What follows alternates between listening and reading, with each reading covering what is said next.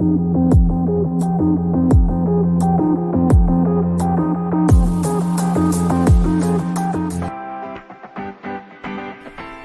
to the Self-Care Show with Deidre Sanford. Although holistic and alternative healing methods are becoming more and more mainstream, what method is right for you? How do you find a practitioner once you've chosen to explore an alternative therapy? Each week, Deidre will explore a different modality with practitioners who will explain their modality and the benefits they and their clients have received through their sessions. She and her guests may also offer live readings during the show. Now, your host of the Self-Care Show, Deidre Sanford.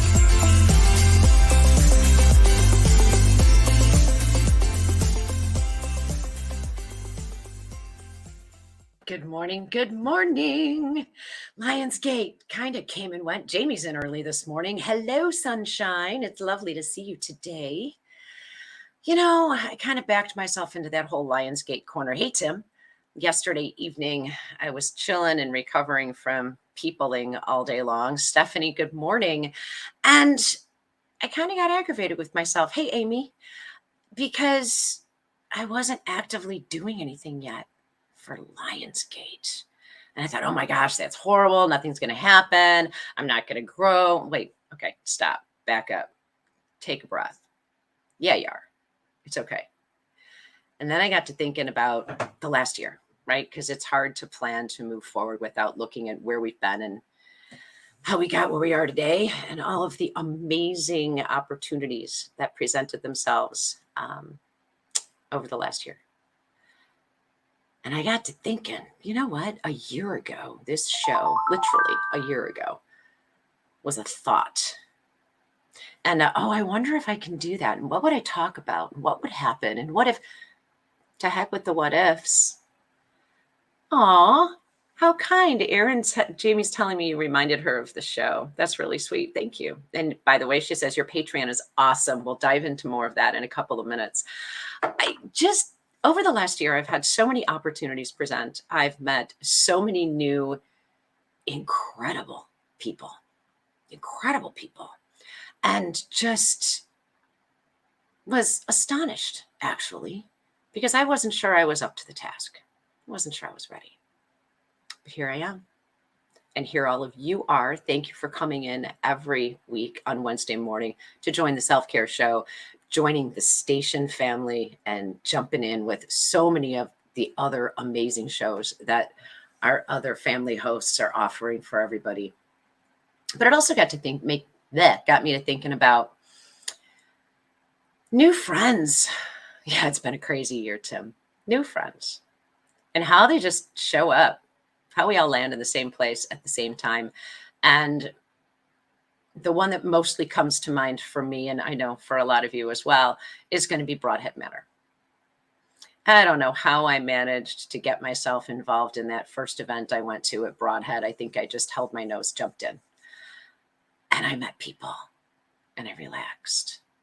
And I realized I didn't have to focus on relaxing so much. I was actually finally someplace I belonged. And I'd spent most of my life feeling out of place and not connected to the people I was around on a daily basis. And you know what? Life doesn't have to be that way.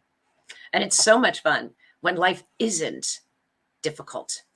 I finally decided I wasn't going to struggle anymore. And I walked in and I found all of these amazing people that just wanted to have conversations and be genuine and be who they were and have a good time.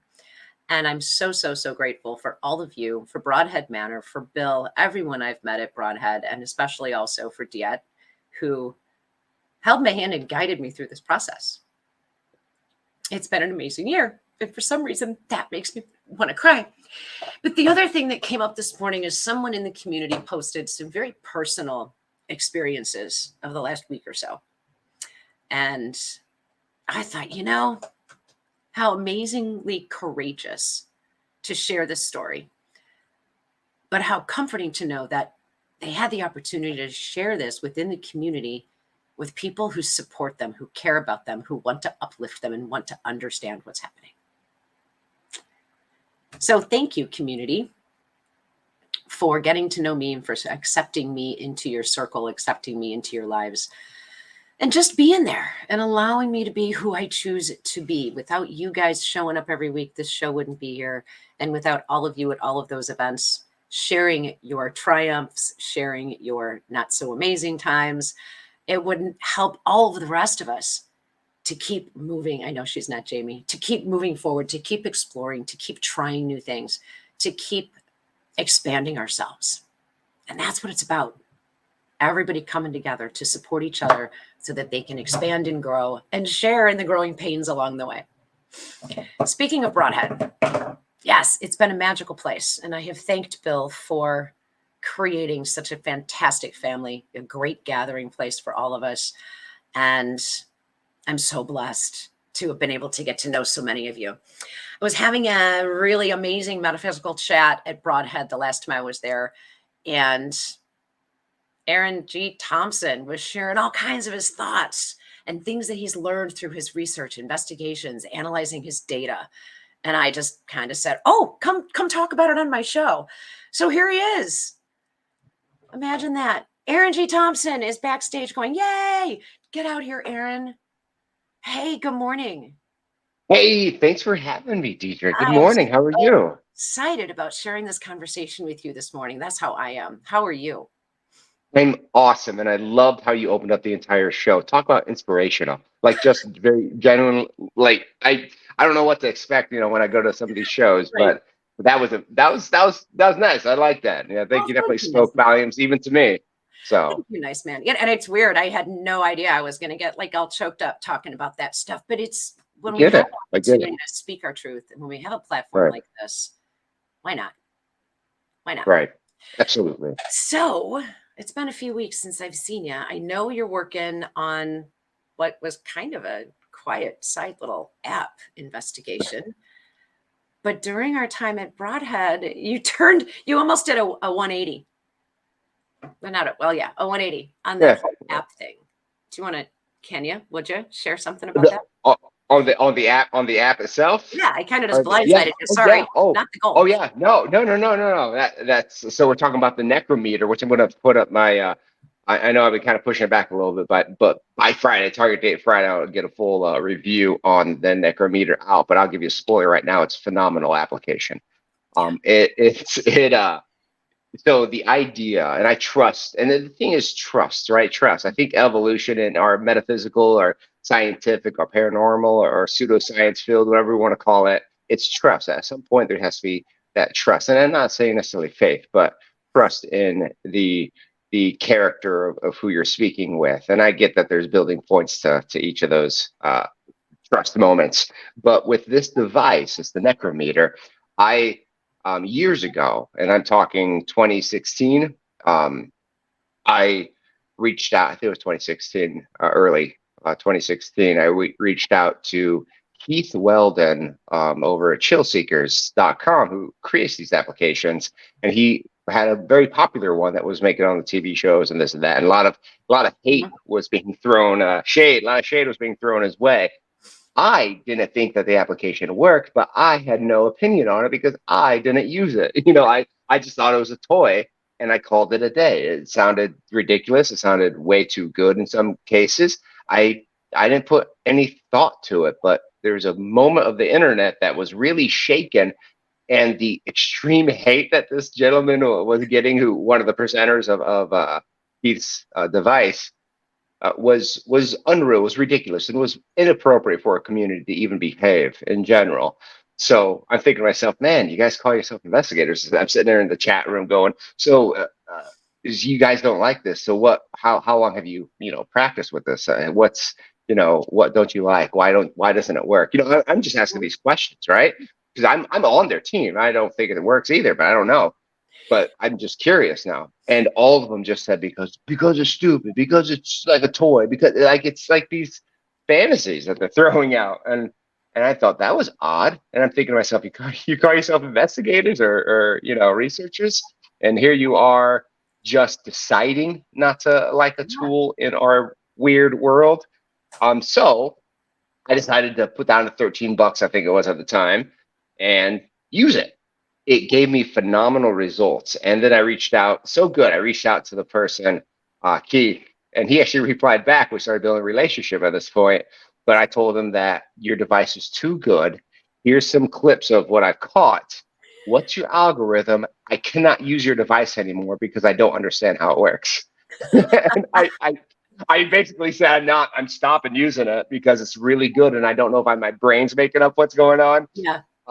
And then that's when he informed me that he doesn't use words or sound bank, or like he doesn't use like phrases and words and radio. He uses part words, phonemes, sounds. So everything that's gathering is phenomenal. So it could go in the concept of pareidolia, which is like the ink blot of the mind. However, in this case, if you're aware of that phenomena, you can control it in a sense of how you ask your questions. So fast forward to a few devices that I've built rapport on. Here we are at the necrometer, my elongated answer here. So the necrometer, I'm still actively in a lengthy, I guess, research or investigation or review of the product, which I already have a buy-in of the creator, and I gotta say it's fantastic. What it uses is it spits out the alphabet, basically the sounds of the alphabet, or the alphabet itself, and then when somehow, and I could have my ideas and theories on that, but how it's constructed within the device, when it hears it or when it senses it, or however, the unseen is able to put that in order, it changes it to speech or text to speech. So now it presents it to you in like audio that everyone can hear and understand. I just think that's genius. I think it's phenomenal. And there's some wonderful behaviors wrapped around that I can talk about later if necessary. But this particular case, Broadhead, it was a big aha moment. We were upstairs, and I was with two other folks, kind of showing them how everything works, or not showing how everything works, but just demonstrating the device, and it was giving us some really fascinating responses. And I remember at one point there's another group coming up, and we were pretty much done, and we weren't getting anything too crazy. Some things that were interesting and we would definitely take back, but they said, I go, hey, there's a group coming up. You should scare them. All of a sudden it goes, all right, we'll scare them. And then, I look at, Mike was one of them that was there. I looked at Mike and I'm like, did you hear that? He's like, yeah, I heard that. So I said, so you're gonna scare them coming up. They're like, then the box, and this is clear voice from the box. It said, yeah, we'll go now. Then I'm like, what do we do? And and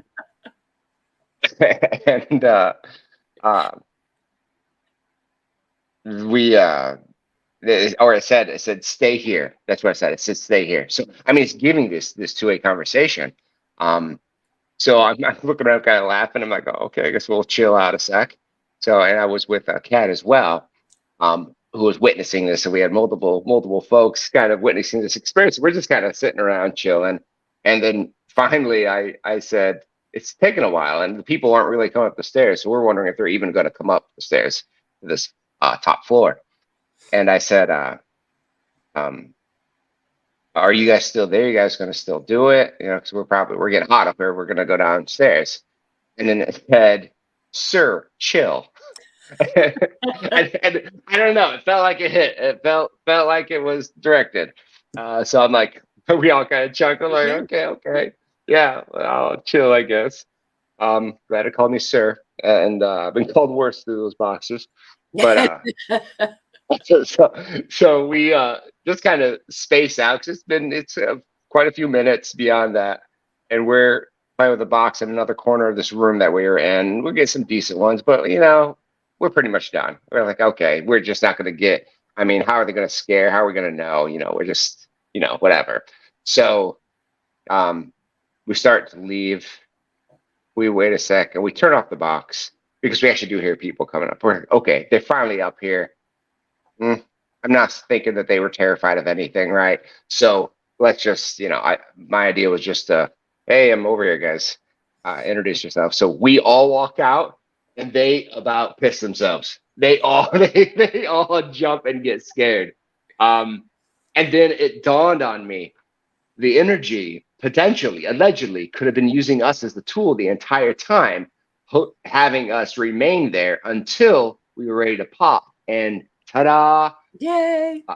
Technically, they scared. If we want to go that route in that narrative, they scared them by using us as the tool instead of using them as the tool to let us know. So that was eerily phenomenal. Just because even Ethan was leading the tour, he basically said, I think to quote him, he's like, "You just scared the hell out of me," or something along those lines. That was very much in context of what we're trying to do, but not us, the ghosts. But of course, you take with what you got. So I thought that was a very prominent action and usage of the energy to us, tethered and connected. So I thought that was fascinating. That was real neat. That was definitely a breaking point of the device. So much fun to have you tell that story the day that it happened, and to see the intrigue and the laughter and the holy crap moment. This is even more fun than I thought it might be, or perhaps even more connected or Right. accurate than I thought it might be. And it literally was. I mean, earlier we have been talking, you're like, yeah, I'm checking out this new app, see what happens. Yeah.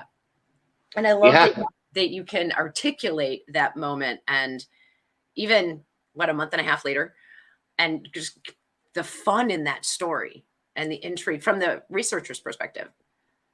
Yeah. I mean, it's a lot of fun doing what we do. It's not all doom and gloom and scariness. Of course, we live in an emotional world of departures where you have to deal with that scenario. But while we're here, there's no reason why we can't have fun trying to do what we do, And I love seeing that come shining through in almost everything that you guys do in your lives, in Thank you. general things that you might take on, but you and Nick together as well. You play off of each other beautifully. It's so much fun to watch. I appreciate that. Him and I, we go a long time back. We have quite a history with doing the ghost hunting, whatever we want to call it.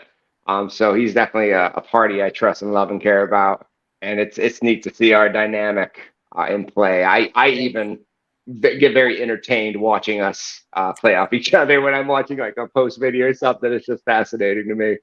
Fun. It's funny. Stuff. Yeah. What else is going on in your world? Should we talk about, I don't know, you name it. Oh my gosh. Let's talk about so much. So I make, you know what? Go there. I make rings. Go there. I make rings. I'm going there. I make rings. And I've got a few more in the bucket. I want to try to get some done today, but definitely tomorrow. And yeah, so I'm doing this. So they're high quality glow rings. So they glow, right? They are customized. They fit a nice metaphysical flow if you want to go that way. For a ghost hunter and me, for Afterlife Researcher, Paranormal Investigator, whatever we want to call ourselves, it was me having ADD in a dark location, wanting something to look at.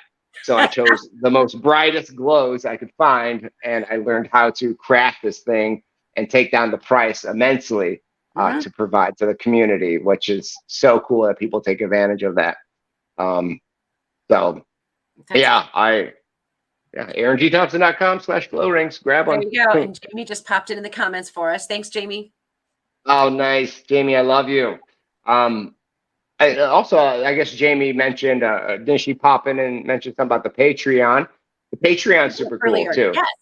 Yes. Yeah. So tell us. And it's funny because I don't push out the Patreon as much. I think Jamie's more the pusher of my Patreon than I am, which I love you, Jamie, for this. So Patreon's a space that I wanted to completely show myself, be almost raw and naked. Not OnlyFans, don't get it twisted, guys. but it lets me speak, without fear of judgment, without this and that, with just doing things and providing additional videos for people who sub, and just more of that intimacy between the party member, the patron, and myself. I love it. I really do. I make it a normal social media space. So if you technically, if you don't sub to me and you never sub to me, that's fine. No hate, no shame. I get it. But you can still go to my Patreon and see every post I do, plus sometimes extras, not often, but sometimes extras. But you see every post I do on all the social medias Oh, wow. combined, even TikTok, in one location. So you don't have to go to like all of these other places. You can go to one place. Don't need to subscribe, and you can just chill and comment and like and view everything that I would post on the other ones. Even this, I shot this one out on Patreon, and maybe that's where Jamie saw it. Sweet. So and of course I do daily entries, daily Dear Diary, which I actually like, and I think some, and I got a lot of feedback that people actually do enjoy kind of that personal scenario. So I Sure. just basically my day in life, what's going on, with my daughter, my daughter's mother, my situation, just everything, right? Paranormally or normally. It's kind of, it could be put in that, depends on what's on my thought that I need to get out on paper in a sense. So that's a daily, that's every day. And I do that. That's a behavior to me. And this is more of my brain and how I think. I do that behavior not to really give a Dare Diary or to give out my heart and soul to people. That's not, honestly, that's not the goal. The goal is to create behavior that I'm hitting it every day, because we got people subscribing, we got people intrigued, engaging, and I don't want to skip it for 3 days. So every day I'm hitting it. Even if you don't see me on normal social media, that's your ass. I hit Patreon. So I think what I yeah, think is really cool about that, and it's kind of what I wanted us to be able to do today during our time together, is who's Aaron really? I mean, you show up and blow up as Aaron G. Thompson from 28 Days Haunted on Netflix, oh, which is right, fantastic and fabulous, and what a great opening and opportunity for a further reach. right. But that's not all there is to you. There's No, so much no. more. A lot of tracks in the past that led up to the moment. Definitely not an overnight It takes a lot of scenario. brevity to choose to And, do that. I applaud that. Well well, done. thank you. And the funny thing with my Patreon, speaking kind of on who is Aaron and whatnot. Fun fact: I'm actually the first paranormal investigator out of all of them, even the haunted museum that has done it for years. I'm the first paranormal investigator that had a Patreon. So I'm the first person who saw value in this. And my big picture goal was never to chase a TV show or producers. It was to allow people to see value in me that Mhm. would subscribe, that would allow me to do the research full time and then produce incredibly entertaining and accurate results for our field, and work together in tandem. That's still the main idea, is just getting my footing, back in my day to day. Yeah. Yeah, Well, yeah. and speaking of getting your footing back into your day to day, and this may have been asked of you before, but I wouldn't know that. So you're gone 28 days and Oh yeah, basically sequestered and basically forced to live in and live with and research and cope with the right, paranormal. right. What's it like to come back? It was odd. It was odd. Um, when I was in the location, it was surreal. Mind you, it was very surreal. Like, whether whether people say it or not, most cases I feel that a lot of times there's no such thing as an investigator who hasn't experienced something big like this to say, "Oh, I don't want a TV show. I just want to do this, and this." Like money. It's like, no, we all kind of want to do that big thing. I feel it might be in different levels, but this was that big thing. This was that surreal moment that I have, the ability to do and to show myself. No, one of the big things I learned is I have zero control with production and the presentation aspect, which of course, it makes sense, but you still think you have a little bit of say when you're on site. But they did isolate us. They took everything away, our phone, our internet, so there wasn't any talking with anyone outside. Um, And about day 15 or so, as I know it's about halfway point, I remember having a cup of coffee and I'm looking out the back window, taking a sip, going, I wonder if I'm ever really going to leave. I wonder if this, like, technically, I could have got scammed. This could be like some murder house. Um, but, That it, sense of, what have I done? yeah, right. But no, everything worked out fine, guys. Yay.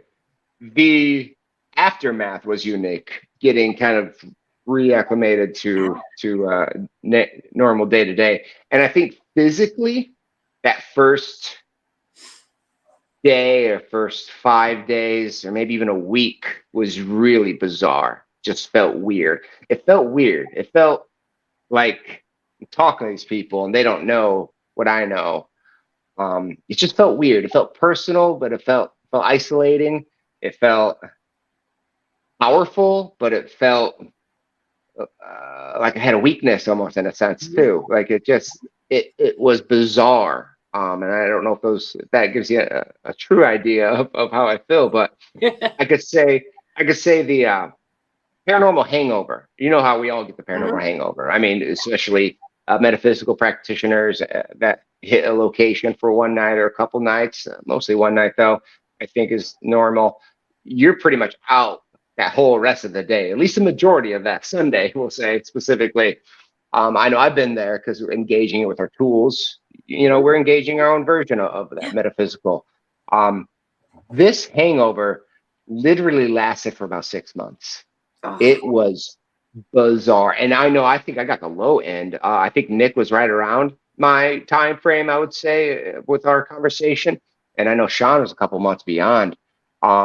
It was just it was bizarre. And I made the lovely mistake. I don't know if it's a mistake. Everything happens for a reason. I won't say it's a mistake. I made the choice to do a phenomenal event. I flew out there and I spoke at an event in Nevada. It was a really great event. Awesome host, Jamie. Shout out.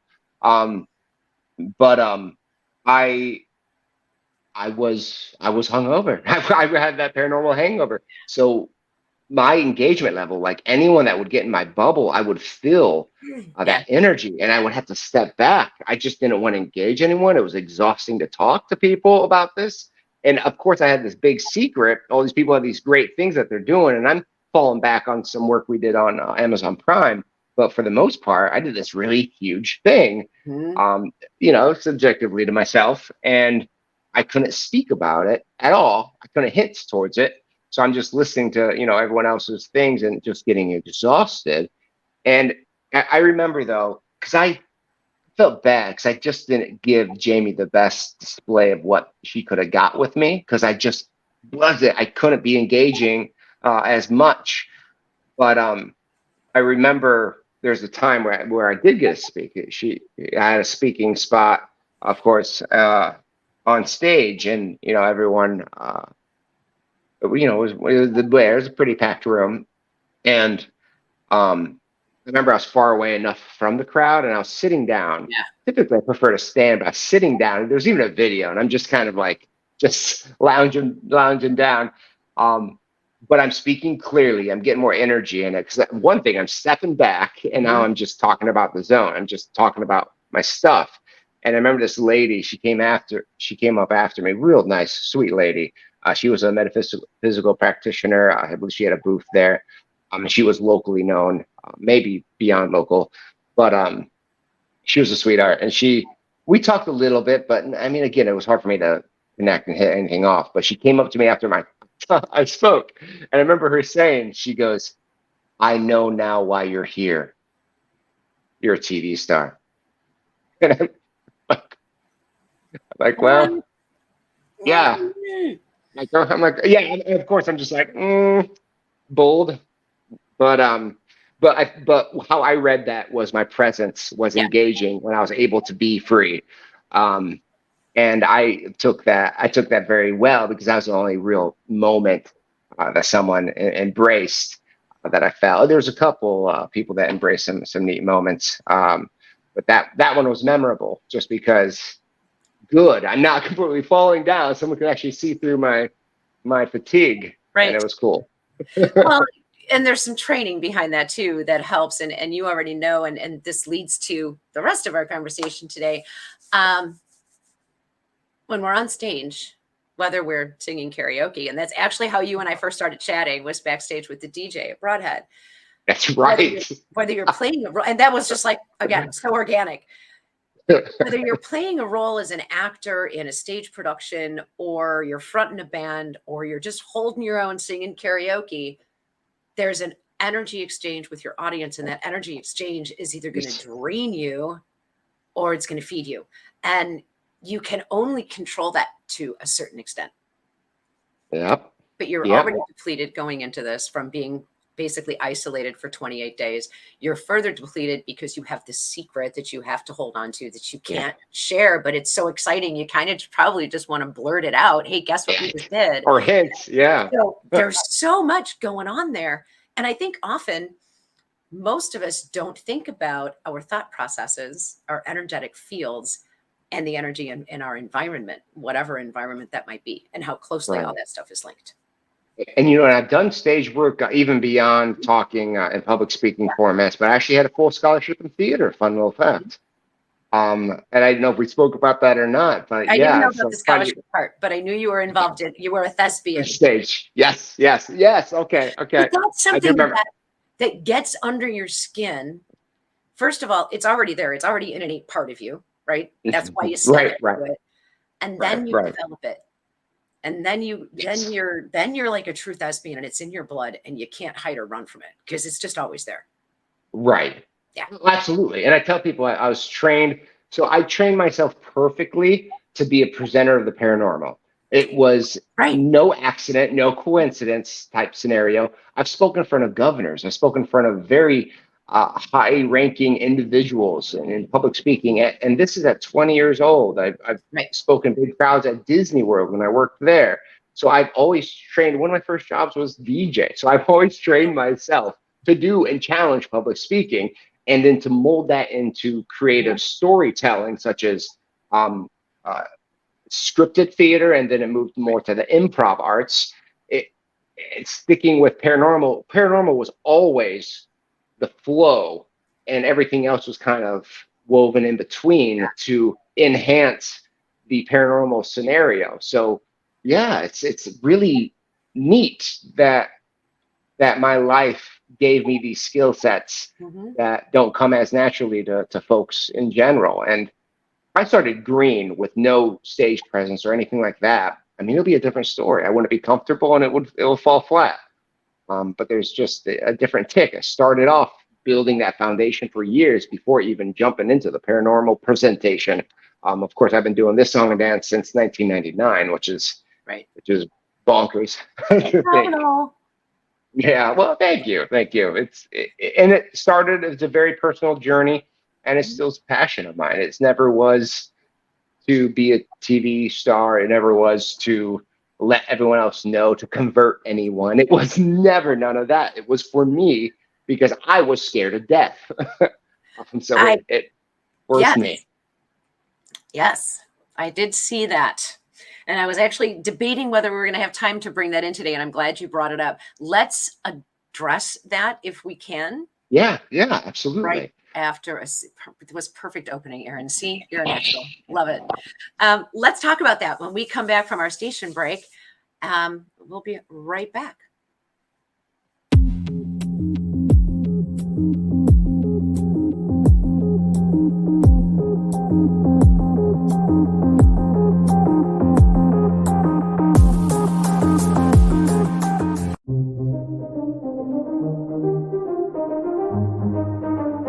Looking for a unique paranormal experience? The Haunted Rock Island YMCA Paracon, October 7th, from 10 a.m. to 6 p.m. is just the event you're looking for. You will have the opportunity to investigate the Haunted Rock Island YMCA with ACG Paranormal.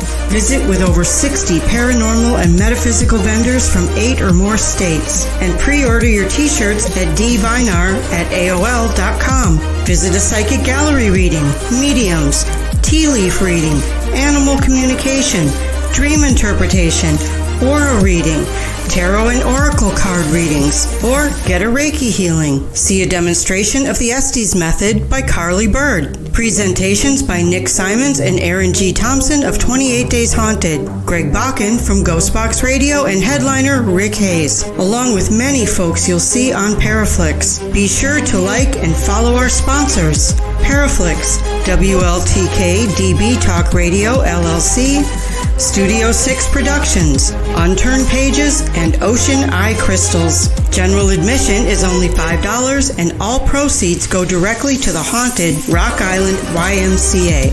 For more information on the Haunted Rock Island YMCA Paracon and vendors, look for them on Facebook under Events.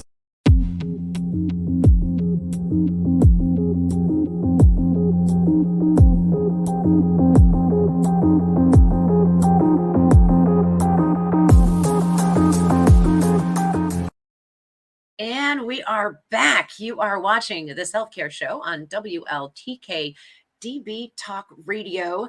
I'm your host, Deidre. My guest today, Aaron G. Thompson. Yay! Guys, thanks everybody so much for jumping in the chat room over here. Jamie Lynn, of course, is here. Dilek is here as well. Welcome to the show. Courtney, Christina Bloom popped in earlier. And yes, that is a familiar voice. That is our own Christina Bloom, who did the voiceover for the Paracon coming up in Rock Island. So excited for that one, by the way. Me too. I will see you there. I'm excited about that. Yes. Guys, yeah. We've covered a lot this morning. I love, Aaron, that you, good morning, NA, that you just can share yourself with us so easily and so genuinely. It is something that I truly admire and respect about you. Thank you. I know you did, Todd. Thank you. Let's get to the meat and potatoes of what brought us together today, shall we?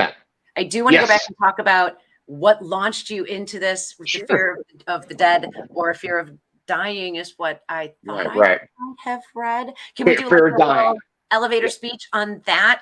Yeah. Actually, real quick. 8 years old, I had this weird extreme fear of death. I don't know why. An 8-year-old would have this weight on his shoulder.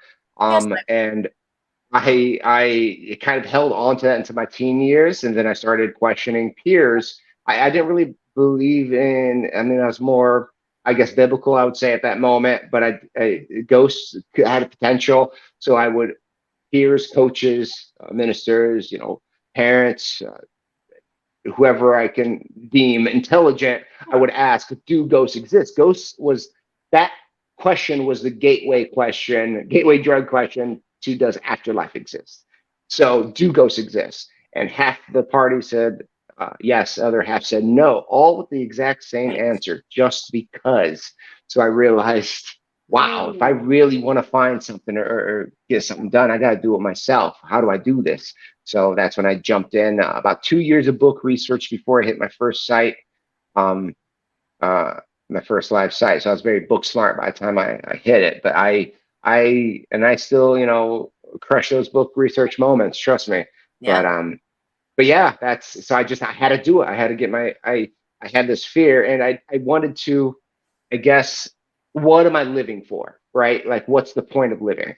I wrote I used to be in a band. I wrote this song, and one of the lines were, and this is when I was like 18, 19, but why do we live if we have to die? What's this life that we strive for? Water me, water me, water me. It was kind of some repeat words. How many crises have you actually been through, Aaron? It's part of what we do, right? Let's face it. Right. We make us question our existence. We learn more, and we get it. It's like part of the natural pathway. It's just this work that we are weird. We are weird creatures. Why do we do what we do? And that might be a bigger question I don't want to deal with. But at least want to figure out a foundation. Something that can. Plant a seed and watch it grow. So that's what I feel like I've gotten with cosmical ether mechanics. It's fascinating, and it used to be called terrestrial quantum mechanics, but then I realized it's bigger than quantum. Ooh, shocker to the science people! It's bigger than quantum, and it's bigger than terrestrial. It's bigger than our own planet. It's beyond. So that's where cosmical ether mechanics has jumped in. That's good. Yeah, that's a nice. I started study of how ghosts. I don't know how associated Greg Braden might be with some of this paranormal research, paranormal investigation, but that's where I started. Is reading Oh, Greg cool. Braden books. I was pointed in that direction by a mentor, but opened doors in my head at least, and opened doors in heads, paranormal investigation, energetics, personal energy, the energy of a space, and Aaron G. Thompson, all in probably the very first in-depth conversation I ever had with Aaron. And that's why you're here. I love it. I love it. Thank you. Thank you again. I'm glad that you saw value in what we spoke about. You clearly did. We both did, as we almost didn't shut up. We almost had to get pulled away to do our things. Yeah, that's what happened. And that was Lee. Hi, and she is here on the show. Lee, I was so excited. Yeah. She came over Nice. to introduce herself. I'm like, oh wait, gotta go. I didn't even say that. I just walked away. I get it though. Trust me, I get it. But I felt that conversation. I like to see people connect, especially if folks who are more metaphysical practitioners. Because mind you, I started off a science guy, right? Ultimately, I moved go in details on what I had in my first literal fishing tackle box. But I it's neat to speak on the scientific level, hypothesis that goes very much towards metaphysical as well as science. It marries the two.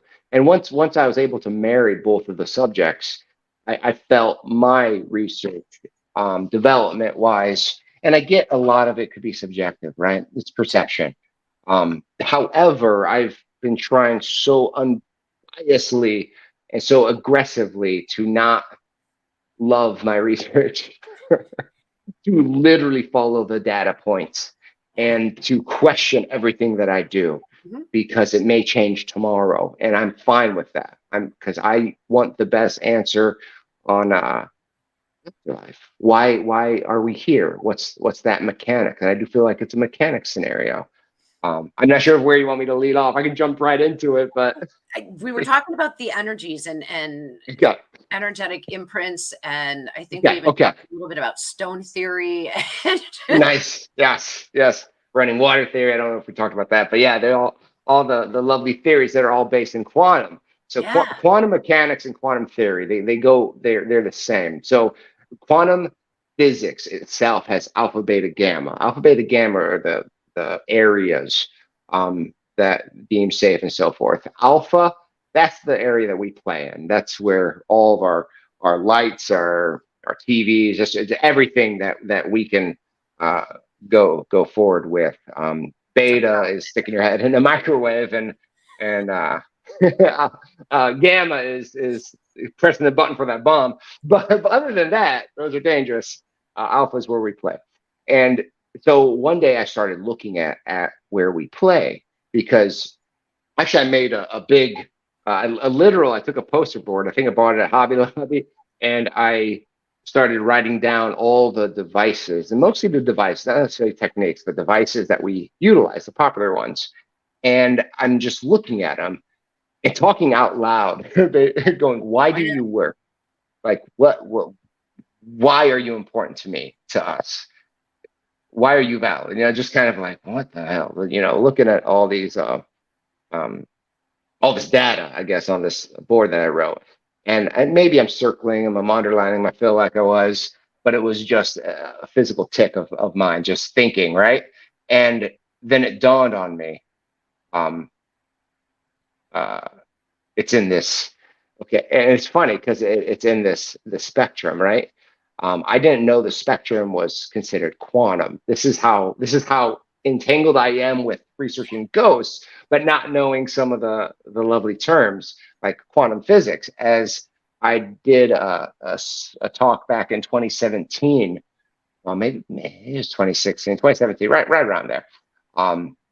This professor came up to me after my talk, and this is kind of my first inception of where I was going with this. And I was just talking alpha, beta, gamma at that point. He goes, "Do you know you were talking quantum physics?" Or for the group, and it was a large group, right? I laughed. I thought he was joking with me. Um, and then I found out he wasn't, and then and then he said, uh, or then I jokingly said, I go, did I get it right? You know, and he's like, yeah, you were good for what I you're tried talking to do about. quantum physics. I don't know. Right. And I I remember me also falling up laughing, joking again. But this is a phrase that I rolled with a lot until that day. And what this guy said was just crazy impactful to me and my journey, I think. Um, I laughed and I made a joke of it. And again, this is something I've said for the year prior or whatnot in any podcast or video show I've done. I would say that that what I do as an investigator, personally, me, I don't know about anyone else, but me, it's exhausting. I'm tired, right? So I'm just trying to do the most to influence someone much smarter than me to take it forward and let me go to sleep or something. And I always rolled with that. So I regurgitated that same saying with this guy, and he didn't laugh like I thought he would, but he just looked at me with this intense kind of look, and then he just takes his finger and puts it right on my chest and goes, "He's right in front of me." And then he just says, "Have a good day," and he walked away. And I'm just like, what? Very cool. This dude teaches what I'm trying to talk about, and I didn't know what I was talking about. And now he's thinking I'm going to do this impossible thing or possible thing. I don't know. It's no longer impossible. You just kind of Yeah. tripped into it. Yeah. So I love it. And I love that conversation because, yeah, it's a challenge, but there are a lot of scenarios such when looking in quantum.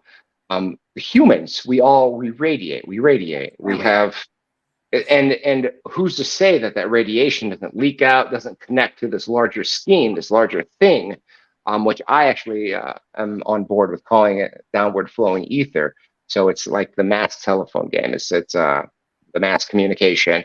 It's how prayer works. It's how well wishes. It's how good vibes. It's when you walk into a room and you can feel the shift and you can pull out. It's very woo woo, but it's very legit and very scientific. And there's a measurement of that, or at least a potential measurement of that, which I find fascinating. And moving over to ether mechanics. Ether mechanics actually have a couple experiments that I can prove this craziness that I'm saying and actually give you a physical attribute of a resolution. And then you're like, oh shit, maybe he knows what he's talking about. Oh no, now I better not default to my "we won't know until we die" thing, because this guy might actually figure it out before we die. And that's my goal. I'm not saying I'm going to do it, but I seem to be one of the few that would say ghosts and spirits do not exist in the context that we feel that they do. I love that tend quote.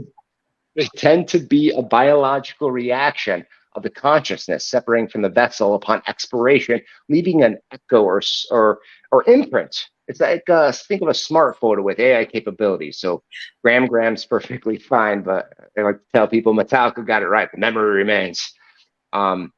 Because in life, emotion is so impactful, so important. That's all the hauntings we do. That's all the imprints, the reads. It's all this heavy emotion, a lot based on hate, but then we can go to the extreme of love. There's a lot of that love emotion that's bled there. And that if we look scientifically, biologically, actually, factually, and this is a fact, is our limbic system 100% control our emotions, our lobes. So our hate and love, it can be dictated through medication, through experiences of life. It can be dictated manufacturally or naturally through the body. So there's no reason that we need to take those love and those hates that a lot of systematic scenarios hold so heavy to themselves for whatever reason, to prove afterlife is this and that. There's no reason for that. Logically, there's no reason for that. And I think that's one of the biggest pieces I'm holding on to, that we don't have any emotions when we die. And if you talk to people, whether they're dogmatic or non-dogmatic, and they had an official afterlife scenario, or they died and came back to their body, 100% of them say that they're at peace.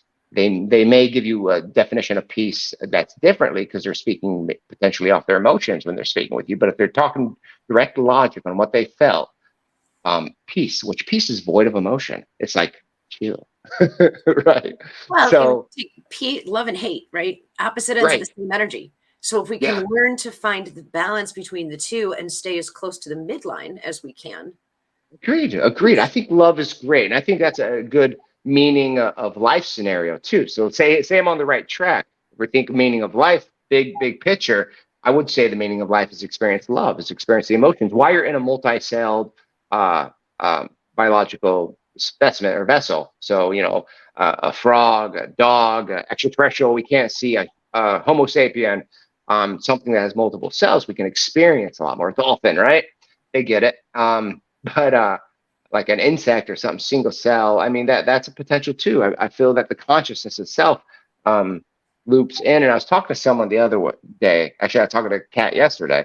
We were having a face-to-face conversation, and the it was fascinating because we were talking about cells, and we would like the idea. Let's say I pass away right now. It's probably a slip and slide in the downward flowing ether of what specimen you get back into. Because I do think, and I feel strongly that reincarnation is an actual mechanic of the big picture. Mhm. So yeah, but I feel it's a more of a slip and slide. Like I can't fathom a control element to that, because if emotions are void, there wouldn't be a care of a control scenario. It's just the ride.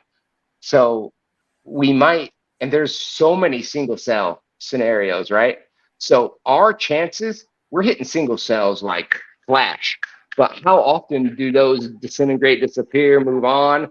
Right. Or so you're back into the ether quicker than you could think. So they're like, ooh, I'm a tadpole. Oh, now I'm back here. And so, No, I so you mean, they probably, say our lives are actually a blink of an eye. They go so much yeah, faster than we think. It's the time perception, the time e- difference. exactly. And then since you and I are in this cell vessel, we can relate a little bit. We can think alternatively. We can make narratives. We can do whatever we want. We have the freedom of that thought. But we can I think logically, at least have the ability to move to the steps to do so. Yeah. So yeah, so we might not remember as much or have those moments, that we're long in a frog or in a fish or in bacteria, but but we as we flip through those really quick, we can get hooked to something that's more valid, and I think hits with our regression, our past life Mhm. regressions and so Yeah. forth. I don't think we think so much about the frog because it's just it's a jump, it's a hop.